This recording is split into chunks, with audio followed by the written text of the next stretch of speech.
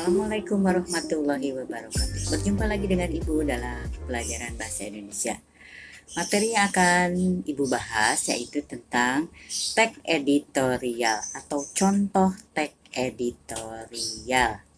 Untuk itu sebelum memulai kita mendengarkan materi contoh teks editorial, marilah kita mengucapkan Bismillahirrohmanirrohim. Mudah-mudahan kita selalu dalam keadaan sehat walafiat dan bisa menerima pembelajaran hari ini. Pengertian teks editorial. Untuk memahami teks editorial, perhatikanlah contoh teks editorial berikut. Judulnya, Lupakan Perpu KPK. Pandangan sejumlah anggota panitia angket DPR yang merencanakan perlunya Perpu tentang KPK sebaiknya dilupakan. Gagasan penerbitan peraturan pengganti undang-undang Perpu KPK yang semangatnya melemahkan KPK atau membubarkan KPK hanya akan memunculkan antipati rakyat terhadap wakil rakyat DPR dan partai politik. Semangat panitia angket untuk melemahkan KPK sudah tampak dengan upaya panitia angket menemui sejumlah narapidana korupsi. Butir-butir kelemahan KPK telah dikumpulkan dan akan dipakai sebagai amunisi panitia angket untuk melemahkan KPK. Apakah lewat Perpu atau revisi Undang-Undang KPK?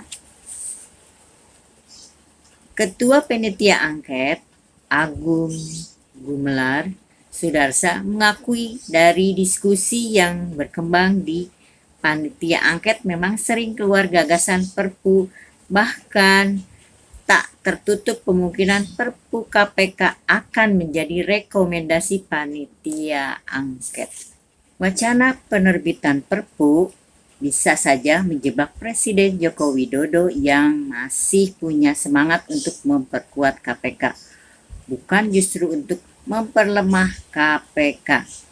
Perpu berada dalam kekuasaan Presiden jika negara dalam kepentingan darurat. Secara konstitusional, Perpu bisa saja dikeluarkan Presiden dan pada sidang paripurna berikutnya dimintakan persetujuan DPR, bukan malah DPR yang meminta Presiden menerbitkan Perpu. Terlepas apakah Perpu atau revisi UU KPK yang akan direkomendasikan panitia angket untuk memperlemah KPK, niat panitia angket akan berhadapan dengan kehendak masyarakat. Kini KPK begitu gencar mengungkap korupsi yang melibatkan penyelenggara negara, termasuk politisi DPR yang merugikan keuangan negara. Wacana DPR menerbitkan Perpu untuk membubarkan KPK atau melemahkan KPK bisa dibaca publik sebagai pemufakatan elit politik untuk melanggengkan korupsi di bumi ini, sekaligus menyelamatkan para tersangka korupsi. Pembelaan terhadap KPK bukanlah berarti lembaga anti rasuah itu tak mempunyai kelemahan. Sebagai lembaga dengan begitu banyak anggota, KPK tentunya punya kelemahan sama dengan DPR yang juga punya banyak kelemahan.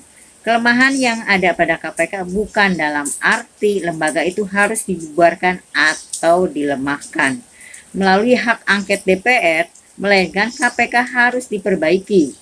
Publik masih membutuhkan KPK untuk memerangi para penjarah uang rakyat yang menyengsarakan rakyat.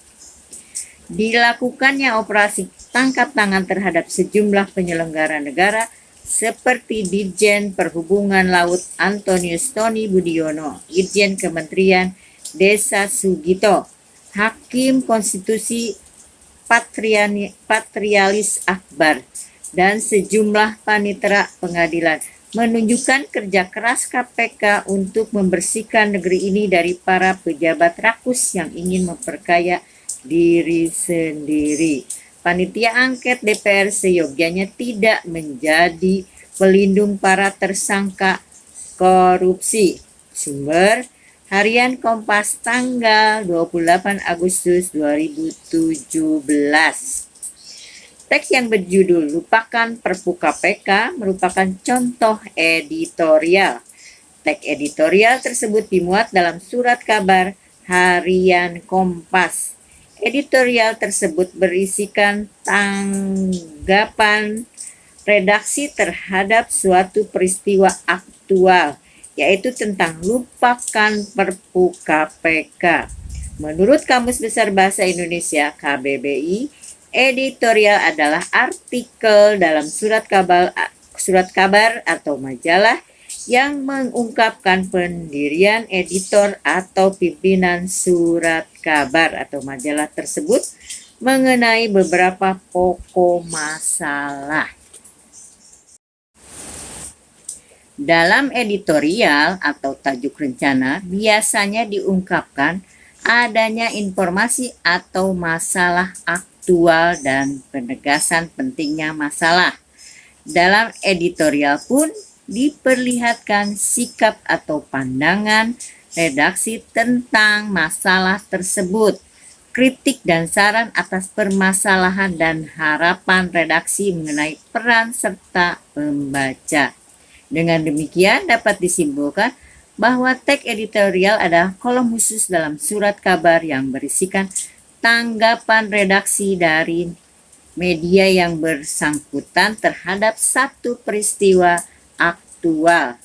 Tanggapan tersebut bisa berupa sindiran, dukungan, pujian, kritikan, bahkan cemoohan. Demikianlah pembelajaran materi contoh dari teks editorial. Mudah-mudahan bermanfaat dan bisa kita membuat contoh teks editorial yang biasa ada dalam surat kabar atau koran. Itu adalah tanggapan dari seorang redaksi yang ada di koran tersebut. Mudah-mudahan bermanfaat. Wabil taufiq wal hidayah. Wassalamualaikum warahmatullahi wabarakatuh.